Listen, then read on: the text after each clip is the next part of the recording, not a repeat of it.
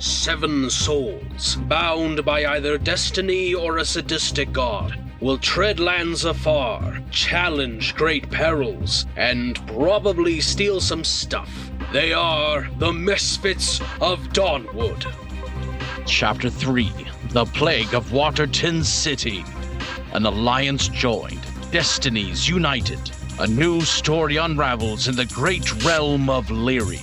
The crippled prince, Alistair von Gregor, stands with his Vishkanya guardian, Jabari Iluze, the leprechaun druid, Duvaku of Light Waters, the crocodilian lizard man, Tilehuac, the halfling thief, Nazfel Pynch, and the human fighter, Marvin Kurstein, in a quest to reclaim his homeland from the tyranny of his treacherous brother, Gabriel. The first step on this long road falls on Waterton City, a decrepit fishing town with a horrific curse, one that has shown itself in all its rotting, shambling horror. Away from the light of day, sequestered in a horrific dwelling, a woman adored in a torn old gown stands at a dark altar. The woman bends forward as if struck by an immense force, her nails scratching deep into the stone of the altar. Someone has slain one of my familiars, Krisoff. My poor Krisoff. The people of Waterton have been growing more lax as of late, and I will remind them that the day is a gift I gave them. One I can take away. Master of the sunken sepulchre of the depths, to Lord of the deep, send forth your legions. Your mistress calls to you, Keeper Miz'kur'ok.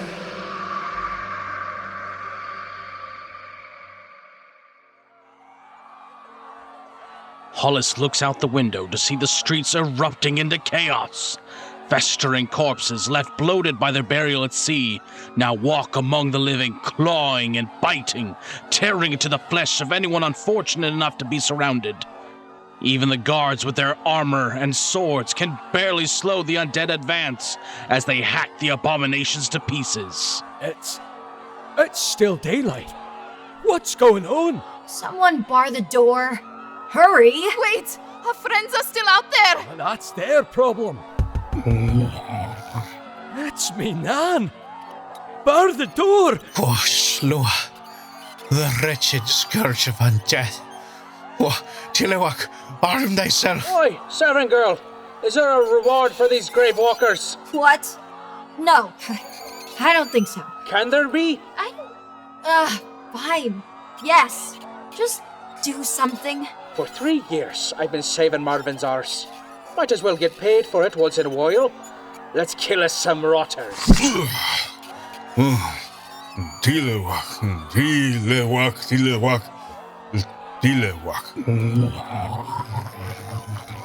What did he say? Oh, he humbly requests your permission to slay your Nan. Yes! Yes! Kill the shit out of her! Nan was put to rest. In their terror, the people trample over one another as they race for the sanctuary of their homes. Guards batter at the monstrosities, trying to be the face of courage in the wake of this nightmare. However, amidst the chaos, one is not so forlorn. I don't think I ever fought undead before. Why the hell are they coming after you? Doesn't matter. Come on! Digging his boot into the sand, Marvin charges headfirst into the festering mob, his adamantine sword slicing through dead flesh and rotten bone like tissue. I had to get a pep talk from the crazy one. Close to my luck. With a triumphant yell, Marvin lifts up the rotting remains of what appears to be someone's dearly departed grandfather. Sorry, Grandpa, but I got a split. He's got jokes. He's set upon by all sides. The fighter is not without his options. With the two halves of the elderly zombie, he spins in place, cracking skull against skull, limb against limb, before he throws the torso into the lunging corpse of a child, and the lower body into the face of a particularly tall abomination. Then his sword is back in his hand, and the hacking begins anew. Marvin, I think you're enjoying this too much. Oh, shit! Alistair's saber punches clean through the zombie's skull, swiftly returning it to the soft embrace of death. Down the blade runs a line of crimson pus, bringing with it a stench that only a corpse that had been stewing in salt water could produce. I'm never going to unsee that. Or unsmell it. Marvin glories in cutting down the Legion of the Dead, but in his elation, he doesn't realize that this Legion is an army, one led by a general.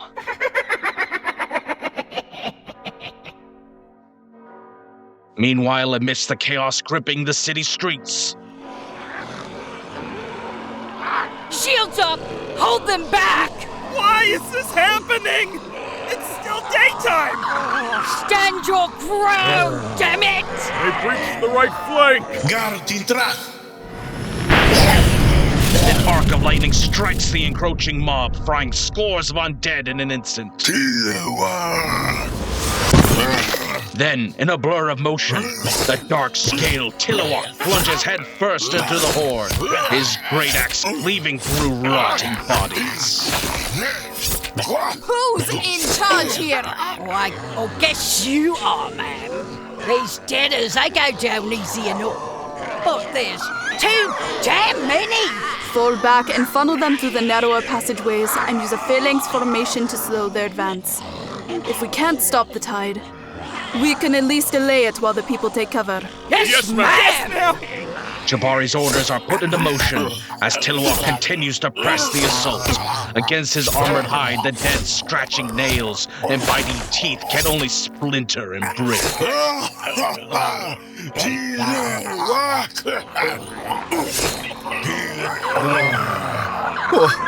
Tilehuac's going to need help. Gardura kar moldu anala.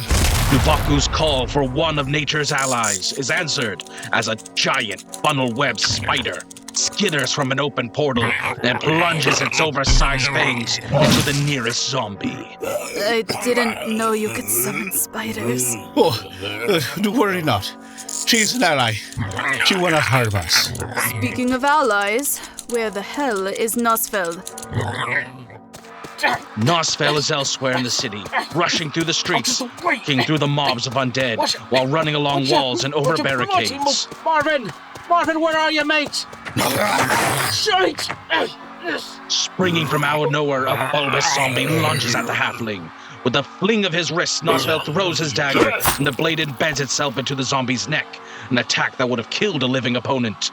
That falls on him, its pale fingers clinging to him with an iron grip. Get off of me, you stinking puss bucket! The zombie opens its mouth wide in preparation to taste sweet halfling flesh. Instead, as its bulk presses against Nazfel, the thief fishes a small ball from his pocket. I was saving this for a special occasion, you prick! Nazfel shoves the tiny explosive into the living dead's maw and shields himself.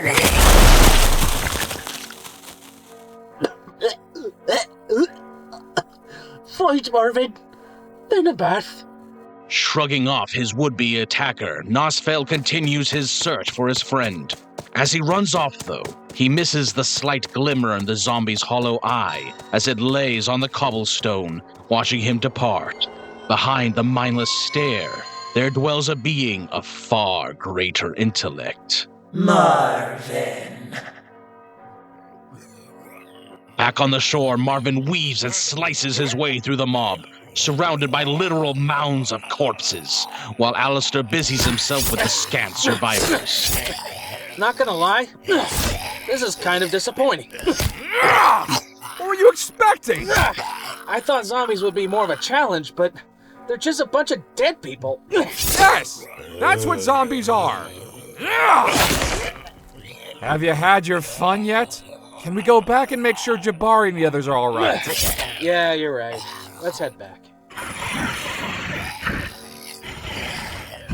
What is that?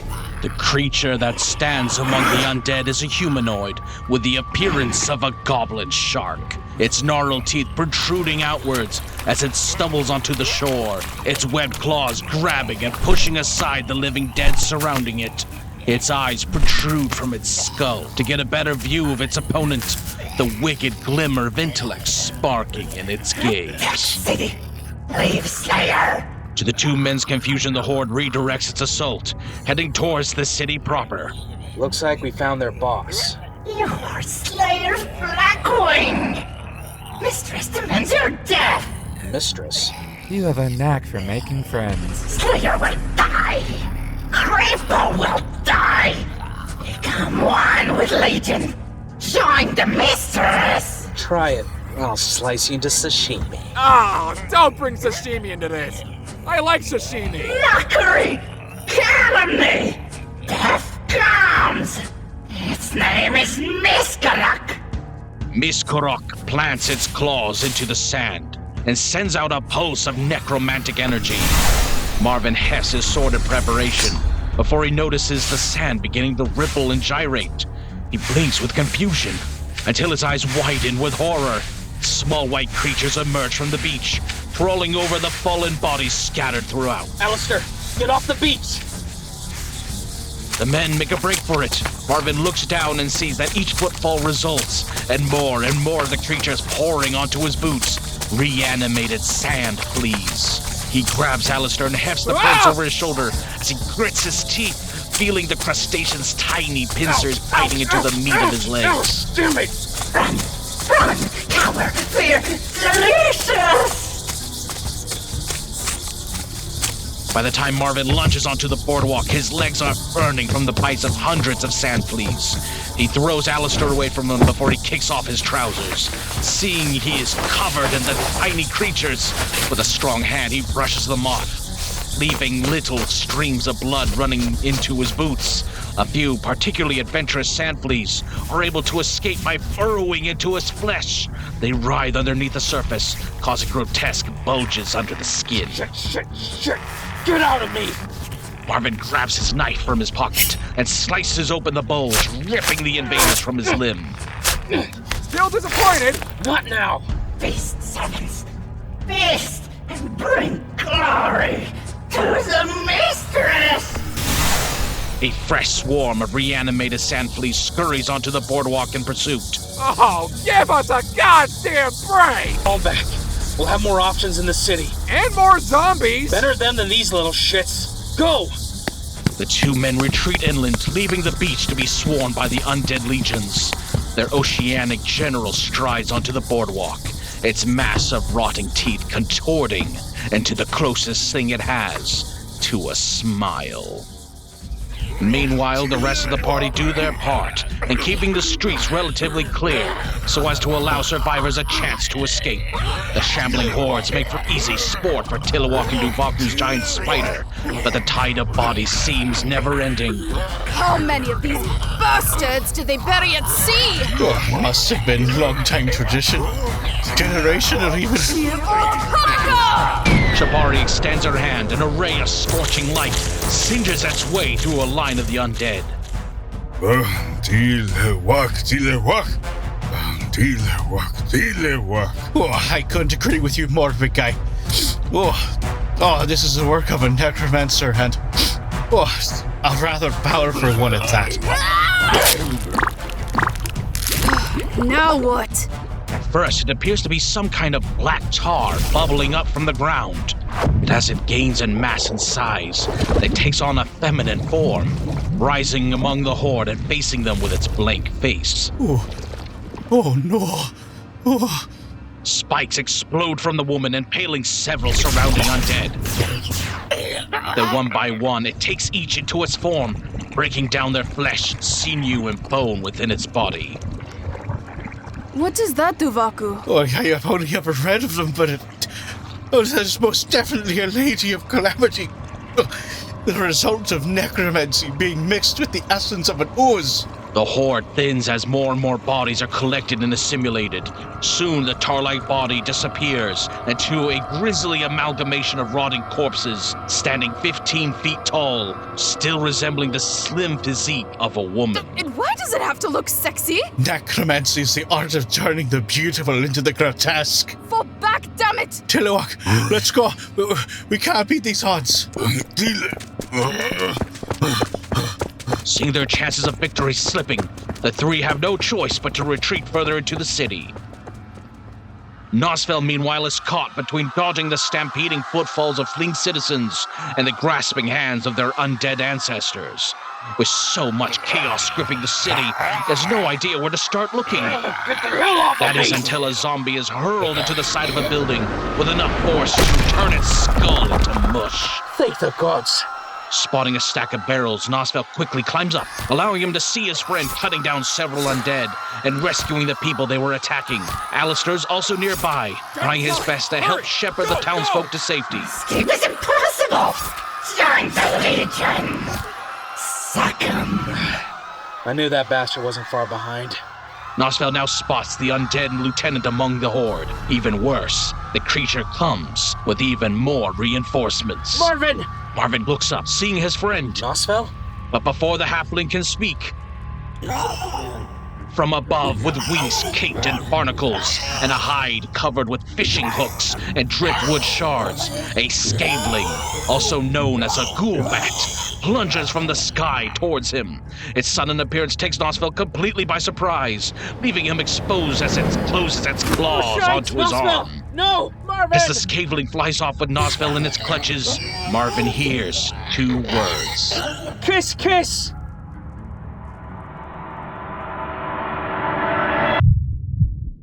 As Alistair had glimpsed back in Rasper, now he bears witness again as all kindness and softness drains from Marvin's eyes.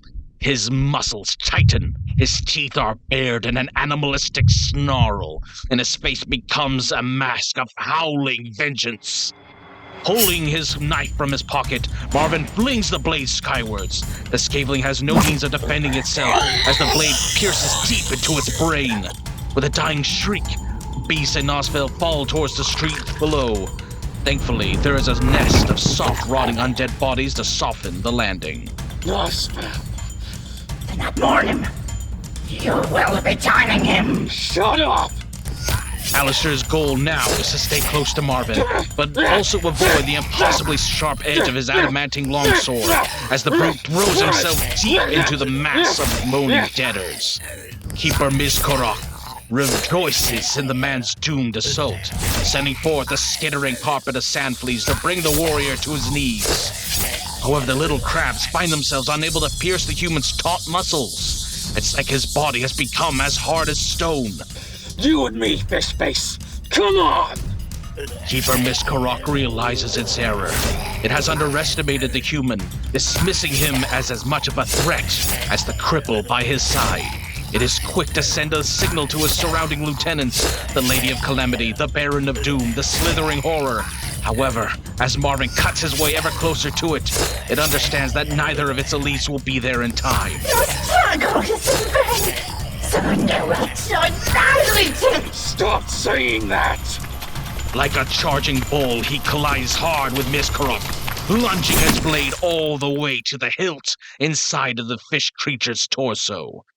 Marvin's eyes burn with rage as Miz'kur'ok's clawed hands reach up, seizing Marvin on either side of his head. Opening its jaws wide, its tongue shoots forward, which is revealed to be the undead remains of an electric eel. Miz'kur'ok waits for the feeling of soft teeth piercing human flesh, and then the jolt of energy that will stop the man's heart. But that didn't happen. Instead, the moment the eel tongue lashes out, Marvin opens his mouth wide and bites the head off the creature before it can deliver its electrifying payload. Spitting the rotting flesh out, Marvin twists the sword in Miz'kur'ok's guts. Try coming back from this! The man arcs his blade upwards and Miz'kur'ok's head is split in two as the sword exits its body. The moment the killing blow lands, an otherworldly pulse erupts from the fish creature's corpse. The surrounding zombies continue their assault. They become restless now, reacting rather than acting. Their attack becomes uncoordinated. Why aren't they dying? Fish Breath was the one leading them, but it wasn't the person who brought these things to life. Damn it, where is he then?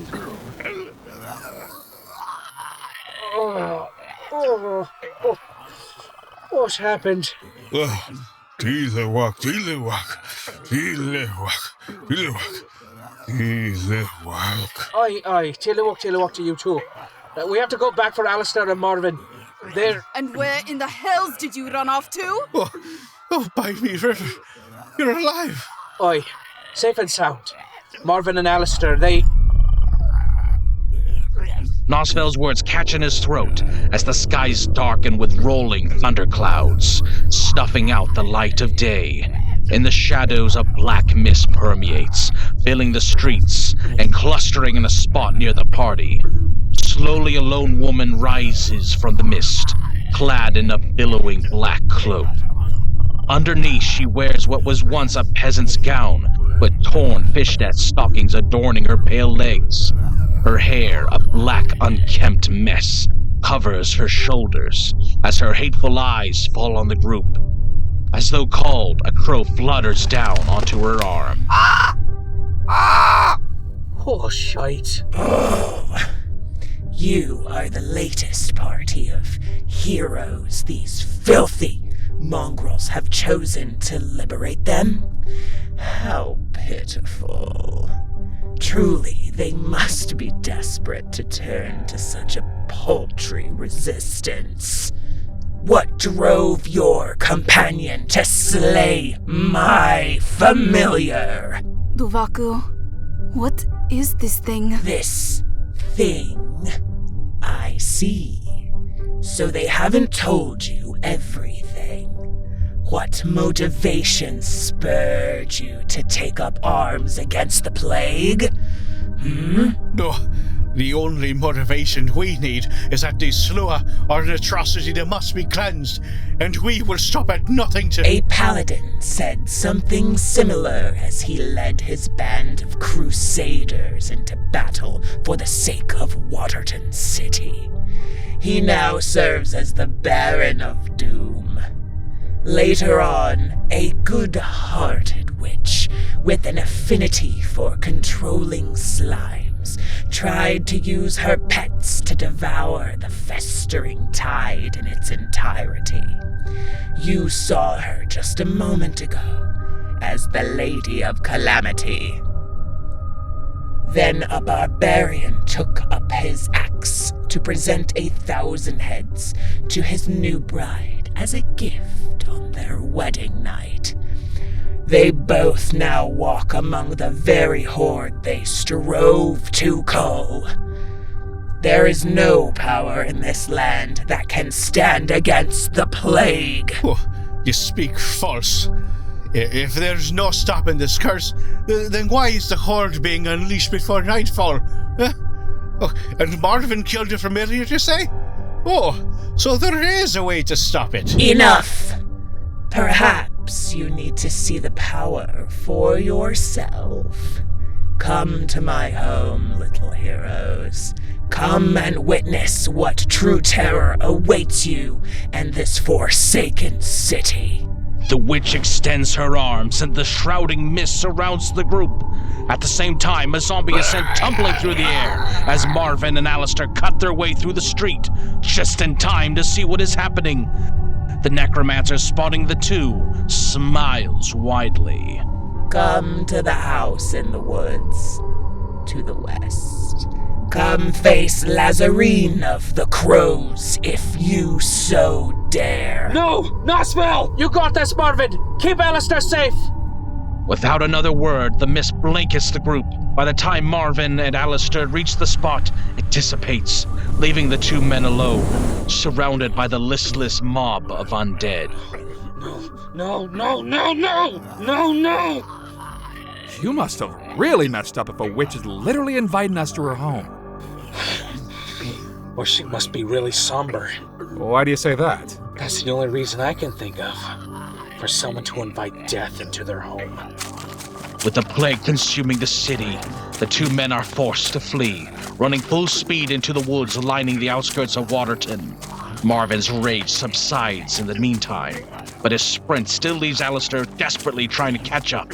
The two understand this is most definitely a trap, but one they are forced to spring if they are to save their friends. The mist recedes, and Jabari, Tilehuac, Duvaku, and Nazfel stumble forward, taken by the invasive transportation. What the hell was that? She brought us somewhere. Gods, where are we? The room resembles a child's playroom, with toys scattered across the ground and colorful pictures of animals painted on the walls. In the corner, a large tent-like fort has been erected from a blanket and croquet mallets. However, the walls themselves seem to pulse unnaturally, like infected veins pushing against skin. The air is hot and thick, and the room smells of rot and blood. I don't feel so good. Oh no, Tilehuac, don't. Oh God. Damn it all. Oh God, damn it. It was almost there, and then Tilehuac went, and then it just all... Shut up, Nazfel. What was that? 4 small children emerged from under the fort, each of them wearing onesies, complete with hoods that cover their faces. Their pajamas resemble different animals: a bear cub, a fox, a bumblebee, and a mouse. Are you going to hurt us? You're not going to eat us, right? Of course not. Of course not, little ones. It's all right. You're safe with us. We're safe? Everything's okay? You will protect us from the monsters? Aye, we will. Come along. Allow us to help you. But if you will protect us from the monsters, who will protect you? The skin of the children's fingers peels back, exposing sharpened bone tips. Their movements become sporadic, twitching unnaturally as they walk towards the group. Tilehuac. Searching for an escape, Jabari spots a door on the opposite side of the room. Over there!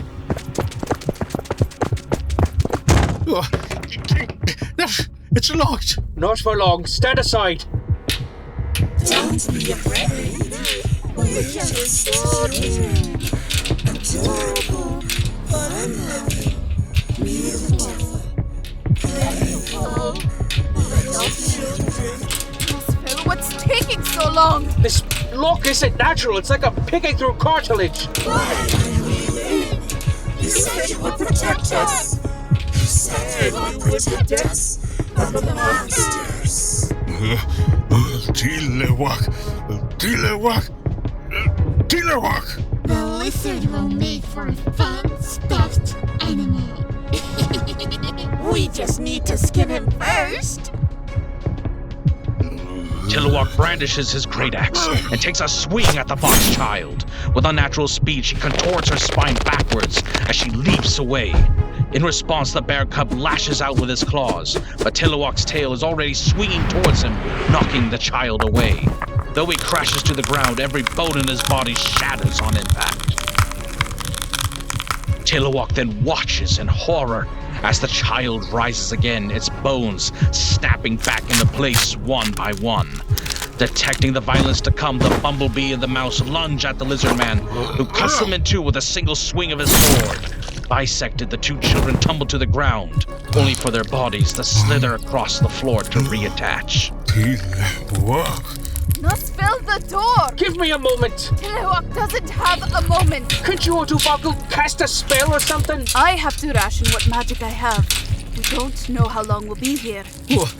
Nor do we know how this house will react. Typical spellcaster excuses. Don't leave. Stay here. Play with us. Play with us. Lovely, playful children. There. With the way out open, the party swiftly retreats.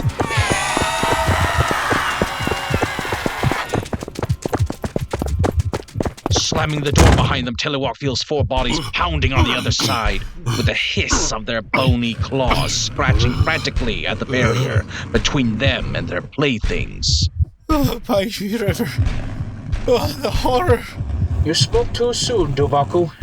As the druid looks about, he finds they are standing in a long corridor, lined with doors where they can hear several unnatural creatures trying to get out, a feast upon living flesh. Something tells me this is going to get a whole lot uglier. Stay tuned for the next haunting chapter of the Misfits of Dawnwood.